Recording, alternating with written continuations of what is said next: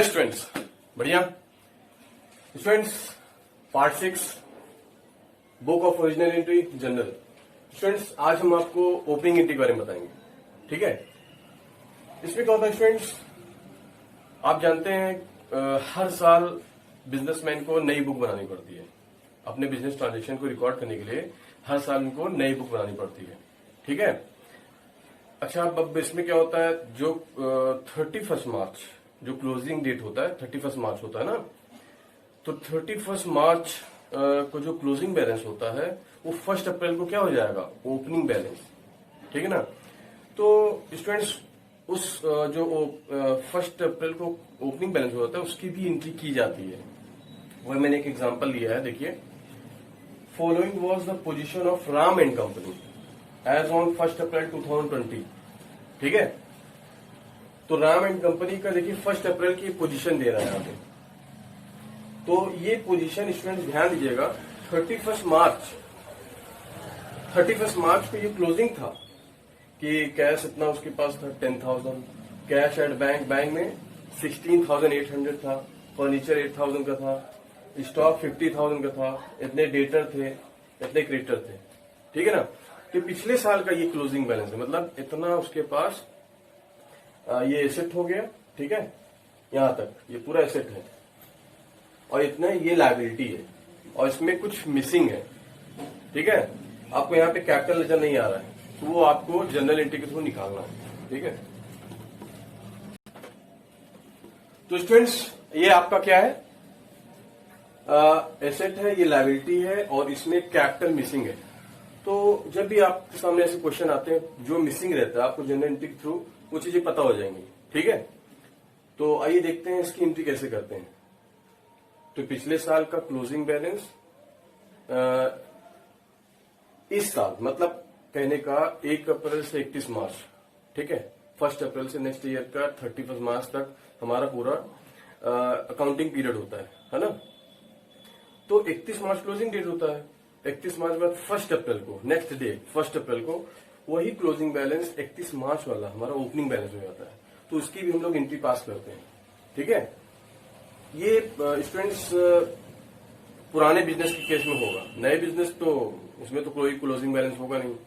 ठीक है, तो ये पुराना बिजनेस है, पुराना बिजनेस जो चला आ रहा है, अब इनका ये क्लोजिंग बैलेंस है, ये इसकी ओपनिंग एंट्री करते हैं। ठीक है, देखिए कैसे करते हैं। तो ये जितने एसेट्स हैं इसको हम लोग डेबिट करेंगे।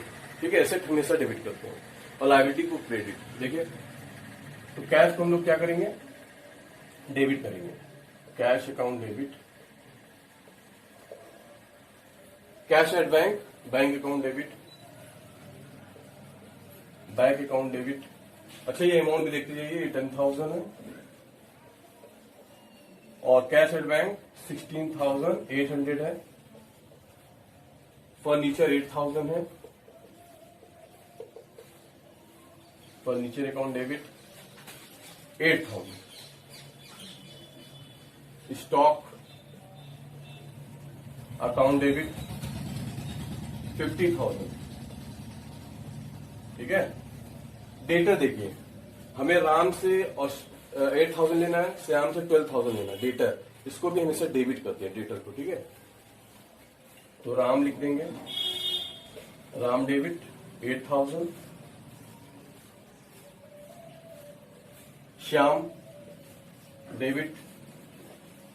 स्टूडेंट इसमें भी अकाउंट लिख सकते हैं, लेकिन अपॉस्ट्रोफी एस लगाना पड़ेगा, या फिर ऐसे लिखे राम डेबिट, नहीं तो राम्स अकाउंट डेबिट। ठीक है, श्याम्स अकाउंट डेबिट, ये काम करना पड़ेगा। तो श्याम्स कितना लेना है, 12,000। अनिल, अब देखिए ये क्रेडिटर है, हमें पैसा देना है, हमने इनसे उधार लिया होगा, कोई गुड्स खरीदा होगा या एसेट खरीदा होगा, तो ये हमें पैसा में पे करना है। तो टू अनिल, याद रखिएगा क्रेडिटर्स हमारा लायबिलिटी होता है, हमें देना है पैसा। ठीक है, तो इनका 4,000 हो गया और टू सुनील 5,000। स्टूडेंट्स, आप जानते हैं डेबिट का टोटल और क्रेडिट का टोटल हमेशा इक्वल होता है। ठीक है ना, तो आप देख रहे हैं डेबिट का टोटल ज्यादा है। अगर हम इसको सब ऐड करते हैं स्टूडेंट्स, ठीक है, अगर इसको हम ऐड करते हैं तो क्या आएगा, इसको अगर ऐड करते हैं 1,04,4800 आएगा, ठीक है, मतलब 1,04,800 आएगा स्टूडेंट्स। इसको मैंने ऐड किया हुआ है, इसको ऐड करेंगे तो ये आएगा, और इसका एडिशन आप देख रहे हैं 9,000 आ रहा है।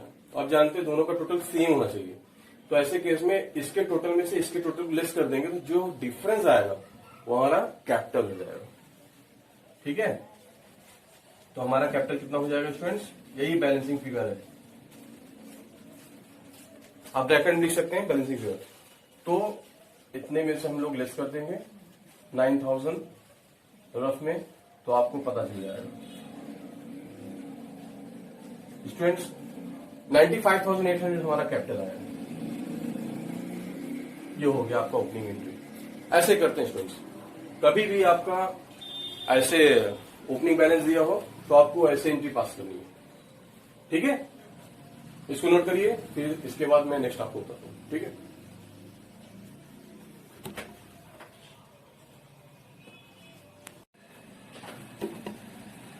हाँ स्टूडेंट्स, तो ओपनिंग एंट्री आपने नोट कर लिया। अब देखते हैं बैड डेब्ट्स के केस में क्या होता है। बैड डेब्ट्स क्या होता है, ठीक है। तो स्टूडेंट्स बैड डेब्ट्स मतलब होता है जिसको हमने उधार बेचा था, ठीक है, वो पैसा हमारा डूब गया, मतलब नहीं मिला, तो नहीं मिला तो डूब गया, लॉस हो गया। तो देखिए स्टूडेंट्स, इसके लिए मैंने एक ट्रांजेक्शन लिया है। Ravi who owed us 10,000 is declared insolvent. Insolvent का मतलब होता है कि वो दिवालिया हो गया। दिवालिया का मतलब उसके पास कुछ है ही नहीं है पे करने के लिए, ठीक है ना, तो इसी को बोलते हैं इंसॉल्वेंट। तो रवि, ठीक है, जिससे हमें 10,000 रुपए हमको लेना था, लेकिन वो इंसॉल्वेंट हो गया, और 30 पैसे इन रुपी, इसको ध्यान दीजिएगा स्टूडेंट, 30 पैसे इन रुपी। 30 पैसे इन रुपी का मतलब क्या होता है, 30%, इसका मतलब होता है 30%, क्योंकि 30% इन रुपी की बात हो रहा है। 1 रुपए में 100 पैसे होते हैं, तो 30%, ठीक है, 100 का यहाँ 1 रुपए को 100 बोला गया, 30 पैसे इन रुपी मतलब 30 पैसे इन रुपी, 1 रुपए में 100 पैसे होते हैं ना, ऐसे, तो इसी को 30% बोला गया, ठीक है। Is receive from his state, तो उसकी स्टेट से, स्टेट मतलब एसेट से, ठीक है, रवि के एसेट से, ठीक है, रवि के प्रॉपर्टी से हमें सिर्फ 30 पैसे ही मिले, मतलब 30% ही मिला है हमें पैसा, और 70% नहीं मिला, इसका मतलब वो डूब गया, लॉस हो गया। तो इसकी एंट्री देखिए कैसे करते हैं। तो जितना मिला उसको डेबिट करेंगे, कैश अकाउंट डेबिट, ठीक है, और जितना नहीं मिला वो बैड डेब्ट्स हो गया, bad debts account debit to Ravi. ये कितना लेना था रवि से, वो यहां नोट कर दीजिए, 10,000 क्रेडिट में। कितना मिल गया है, 10,000 का 30% मिला है, इसका 30% 3,000 रुपए आएगा स्टूडेंट्स, ठीक है। 10,000 इंटू 30/100 करेंगे तो आपका आएगा ये, तो ये 3,000 रुपए आएगा। तो ये पैसा मिला है, और कितना नहीं मिला है इसमें से इसको माइनस कर लीजिए, इतना हमारा बैड डेब्ट हो गया, ये हमारा डूब गया, ठीक है। तो कभी भी ऐसे एंट्री आए स्टूडेंट, आपको ऐसे करना है कि 30% मिला है, 30 पैसे मिला है इन रुपी, 50 पैसे कभी आएगा, कभी 40 पैसे आएगा, ठीक है। तो आपको क्या करना है, अपॉन 100, ठीक है। तो जितना मिलना था उसको क्रेडिट कर देंगे, और उसी का जितना मिलना उसका निकाल के वो कैश में लिख देंगे, जितना नहीं मिला वो बैड डेब्ट्स हो गया, ठीक है। इसको नोट करिए स्टूडेंट्स, आगे हम और भी एंट्री आपको बताते हैं, ठीक है।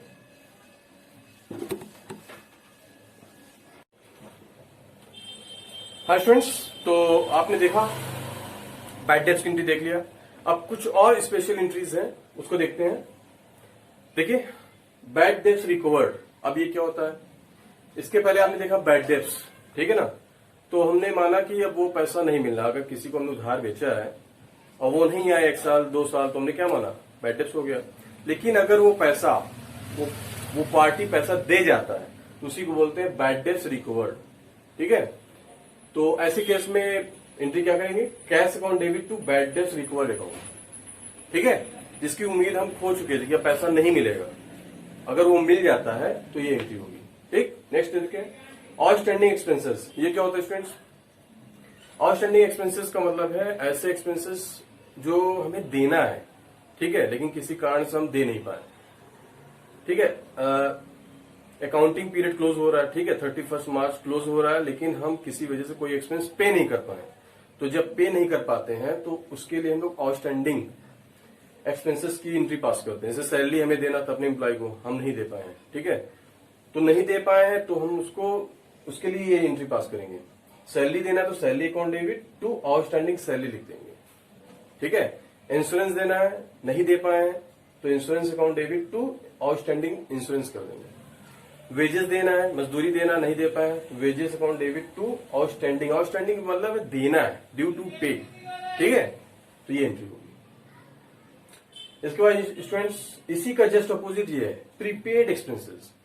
इस केस में क्या करते हैं, अच्छा देखिए स्टूडेंट ध्यान दीजिएगा, हमने यहाँ एक्सपेंस वर्ड लिखा है। एक्सपेंस वर्ड मतलब सारे एक्सपेंसेस आ गए, जो भी एक्सपेंस पे करना है उसका नाम लिखिए और आउटस्टैंडिंग के साथ उसका नाम लिख दीजिए, ठीक है। इसलिए हमने एक्सपेंस लिखा, कोई पर्टिकुलर सैलरी या वेजेस लिखा नहीं। In the same way prepaid expenses इसका जस्ट अपोजिट है। इसमें क्या होता है, हमने एडवांस पेमेंट कर दिया, हमने अपने एम्प्लॉय को 5 महीने की ज्यादा सैलरी दे दी है, ठीक है। तो ज्यादा सैलरी दे दी है तो जितना ज्यादा दिया है, ठीक है ना, तो उसकी एंट्री पास करेंगे prepaid salary account debit to salary. यहां भी देखिए एक्सपेंस की जगह सैलरी है तो सैलरी, वेजेस है तो वेजेस, इंश्योरेंस है तो इंश्योरेंस, ये वर्ड यूज करेंगे, ठीक है। इसलिए हमने एक्सपेंस वर्ड यूज किया है। कोई भी एक्सपेंस आए अगर एडवांस हमने दिया है तो एडवांस वाला पार्ट यहां आएगा, ठीक है। जैसे हमने अपने एम्प्लॉय को जुलाई तक का पेमेंट कर दिया है, सैलरी दे दिया है, तो हम लोग क्लोज कब कर रहे हैं, 31 मार्च को अपना बुक क्लोज कर रहे हैं। तो हमने कितना महीने का एडवांस दिया है, अप्रैल मई जून जुलाई, 4 महीने का एडवांस दिया है। उस 4 महीने की एंट्री हम लोग ऐसे करेंगे, prepaid salary account debit to salary, ठीक है, 4 महीने की सैलरी यहां दिखा देंगे, ठीक। नेक्स्ट देखते हैं स्टूडेंट्स, डेप्रीशिएशन क्या होता है। अब देखिए जो भी एसेट हमारे बिजनेस में यूज हो रहा है उसकी वैल्यू हर साल क्या होगी, ईयर टू ईयर घटती जाएगी, ठीक है ना। तो जितना वैल्यू डेप्रीशिएट होती जाती है उसको हम लोग ये एंट्री पास करते हैं। तो depreciation account debit to asset, यहां भी वही है, कोई भी एसेट हो सकता है, मशीन है, फर्नीचर है, लैंड बिल्डिंग है, कोई भी हो जिसकी वैल्यू डेप्रीशिएट हो रही है, कम हो रही है, उसकी एंट्री ये पास करेंगे। हमेशा डेप्रीशिएशन ऑफ डेबिट करेंगे, टू एसेट करेंगे, ठीक है। Next entry students, interest on capital. अब कैपिटल पे अगर इंटरेस्ट मिलता है तो एंट्री ये पास होगी, interest on capital account debit to capital, ठीक है। यहां इंटरेस्ट बिजनेस के लिए खर्चा है, ठीक है ना, मतलब बिजनेस इंटरेस्ट दे रहा है तो दे रहा है इसलिए ये एक्सपेंस को डेबिट करेंगे। और टू कैपिटल में जोड़ दिया गया, कैश नहीं दिया गया, कैपिटल में जोड़ दिया गया, क्योंकि कैपिटल में इंटरेस्ट दिया जा रहा है तो कैपिटल में जोड़ दिया जाएगा। जैसे बैंक वाले आपको इंटरेस्ट देते हैं, कैसे देते हैं, आपको कैश देते हैं, आपको देने तो आते नहीं, आपके अकाउंट में डाल देते हैं। उसी तरह यहाँ पे भी हुआ है, आप इंटरेस्ट ऑन कैपिटल का पैसा कैपिटल में जोड़ दिया गया, ठीक है। आपने 5 लाख लगाया था तो 5 लाख का 10% इंटरेस्ट मिल रहा है, तो 5 लाख प्लस 10% वो आपके अकाउंट में जोड़ दिया जाएगा, ठीक। तो ये एंट्री पास करेंगे। इसी का just opposite students, interest on drawing. अगर बिजनेसमैन कोई पैसा निकालता है पर्सनल यूज के लिए तो ये एंट्री पास करेंगे, ठीक है। Drawing account debit to interest on drawing, ठीक। जैसे कैपिटल हमेशा क्रेडिट होता है वैसे ड्राइंग हमेशा डेबिट होता है, याद रखिएगा। तो इसी का जस्ट अपोजिट है। तो और ये बिजनेस को इंटरेस्ट मिल रहा है, बिजनेसमैन ने पैसा निकाला है पर्सनल यूज के लिए, तो जितना टाइम वो पेमेंट करेगा, देर से पेमेंट करेगा, उतने टाइम का बिजनेस उससे ब्याज देगा, ठीक है। जैसे ब्याज देता है बिजनेस वैसे ब्याज देगा भी। तो ये स्टूडेंट्स ये काउंटिंग ये सब स्पेशल एंट्रीज थी, ठीक है। इसको अच्छे से समझ लीजिए, ये आपके बहुत इंपॉर्टेंट एंट्रीज है, ठीक है, जो आपको बार बार एंट्रीज में मिलने वाले हैं।